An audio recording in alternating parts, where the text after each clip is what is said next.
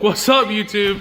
Hey, I didn't plan on doing this video, but I thought about it last minute, and I said, why don't I give people on the YouTubes an update on Project Yogi in the background there.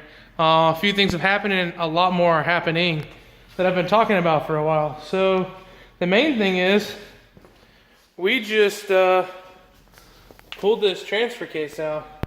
This is a 242, the coveted 242 with part-time and full-time four-wheel drive.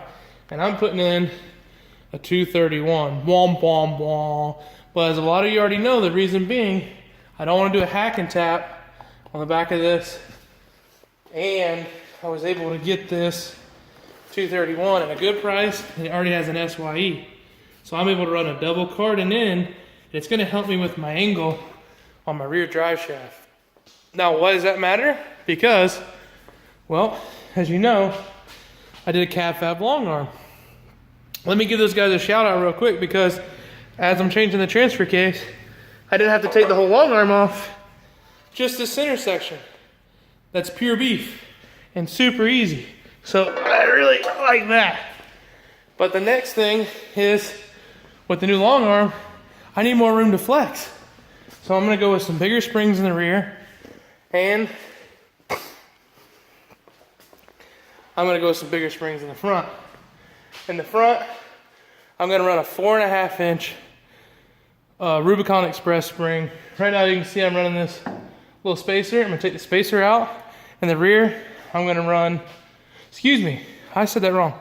I'm gonna put a 5.5 inch spring in the front and a 4.5 inch leaf in the rear with a 1 inch drop shackle. So if you're doing the math, that would give me 5 inches in the rear, because the drop shackle is gonna give you a 1/2 inch for it being a 1 inch drop shackle. And the front with a 5.5, I'm thinking the winch and the motor and everything, and just the rake of the vehicle will be level right at about 5 inches all the way through. So with that being said, I need a longer drive shaft in the front, which I'm gonna go with Adam's drive shaft on that. And then the rear, I'm gonna reuse my front drive shaft in the rear. Once I get the lift on, I'll remeasure it and put Adam's in the rear of that. Next big thing happening is putting on the over-the-knuckle kit, over-knuckle steering kit on here, and then putting a lunchbox locker inside that. I know I've been talking about it for a long time, but I'm having a baby, and I've been driving back and forth for shows and for family and for just all kind of good stuff, so I'm making up excuses for you. Oh yeah, new Mumba wheels, Canadi tires. Did a little industry exchange on that, and I've been excited with that. So long arm, new wheels, tires, going up with the lift, and swapping out the transfer case tonight and doing some drive shafts. If you have any questions on why I'm running certain parts or what parts I suggest for you, feel free to hit me up.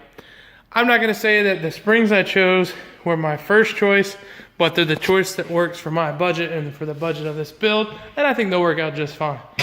If you have any questions or comments, you know what to do. Hey, be a pal. Check out the SEMA video I just put out. And also, I have a video coming out from Rocks and Valleys. It's gonna be pretty cool. And then I've been working real hard on a Colorado video. So expect all that to be coming in very soon. We are very close to reaching 10,000 views on this channel, and I'm very excited about that, because I can't wait to make about $250 a month in revenue off this channel. Maybe that will pay me back for at least maybe 1% of the beer I drink while I do this. All right, thanks for watching. We'll see you.